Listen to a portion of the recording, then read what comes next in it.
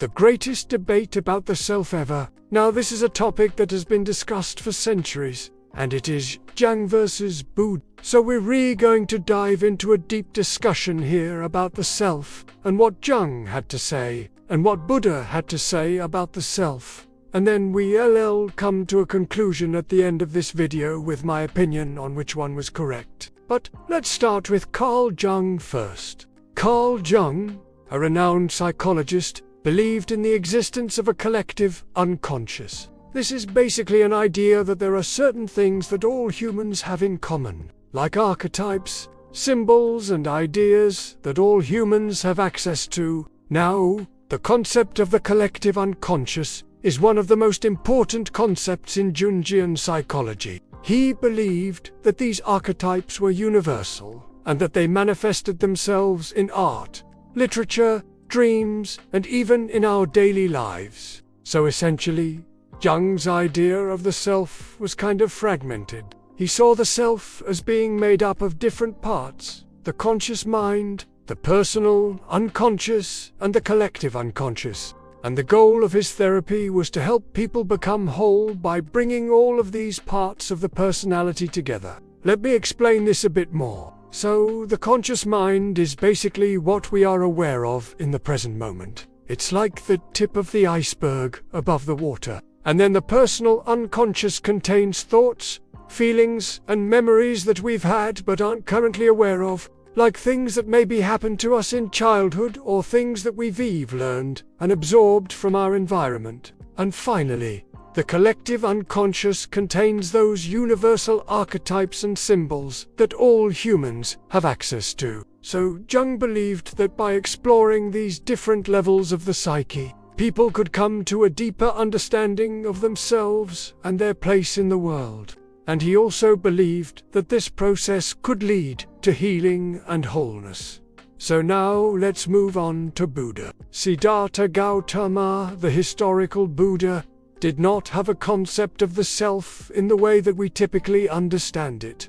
In fact, one of the central teachings of Buddhism is that there is no permanent, unchanging self. So, according to Buddhist philosophy, the self is something that is constantly changing and evolving. It's like a river that is always flowing and never the same at any 2 moments. And this idea is known as impermanence, or in Buddhism, it's called Anatta. Now, the Buddha taught that our ideas of the self are based on our memories and our experiences, but these things are constantly changing. So therefore, there is no fixed self that exists. And this idea might be difficult for us to wrap our minds around, because we generally think of ourselves as having a stable, consistent identity. But the Buddha argued that this is just an illusion.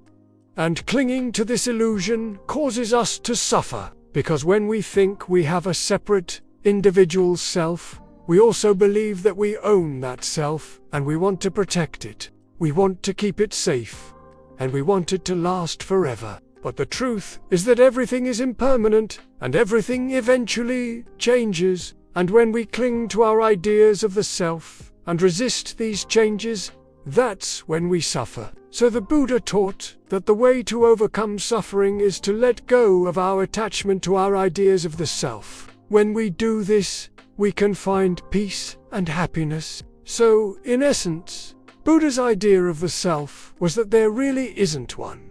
There's no permanent, unchanging self. Instead, there's a constant flow of experiences and memories that we identify as being ourselves. But these things are always changing, and so the self is always changing. And by letting go of our attachment to our ideas of the self, we can find peace and happiness. Okay, so now we need to determine which one of these ideas is correct. Is there a self, or is there not a self? Well, here's how I see it. Both Jung and Buddha were right in some ways and wrong in others.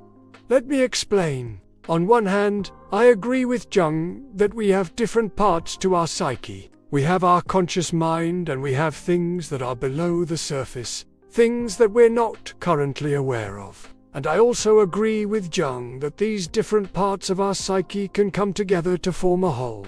In a sense, we can bring different parts of ourselves together and become more integrated and more complete. However, I don't think that these different parts of our psyche are separate and individual. They're not like different pieces of a puzzle that we need to put together. Instead, they're more like different aspects of the same thing, like different faces of the same coin.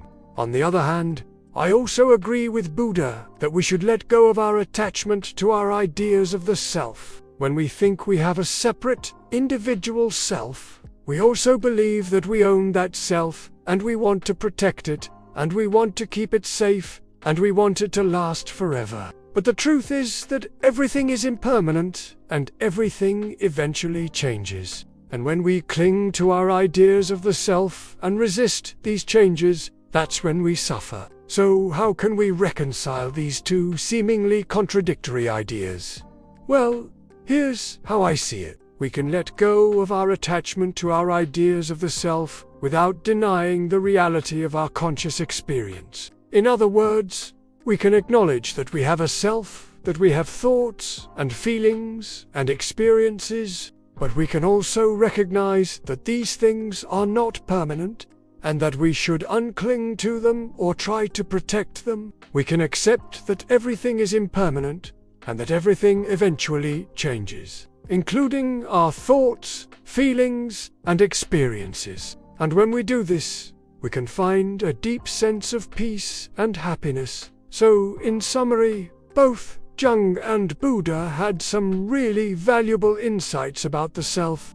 Jung's idea of the self as being made up of different parts is helpful for understanding the complexities of the human psyche and the different ways that we experience the world. And Buddha's idea of the self as being and changing is helpful for understanding the nature of suffering and how to overcome it. Ultimately, though, I think that we can learn from both of these perspectives and come to a more complete understanding of ourselves. We can acknowledge the different parts of ourselves and accept that everything is impermanent and that everything eventually changes. When we do this, we can find a deep sense of peace and happiness. So I hope that you found this video helpful and that it has given you something to think about. If you did, please hit the like button and share it with your friends. And if you haven't already, please subscribe to the channel. Thanks for watching and take care.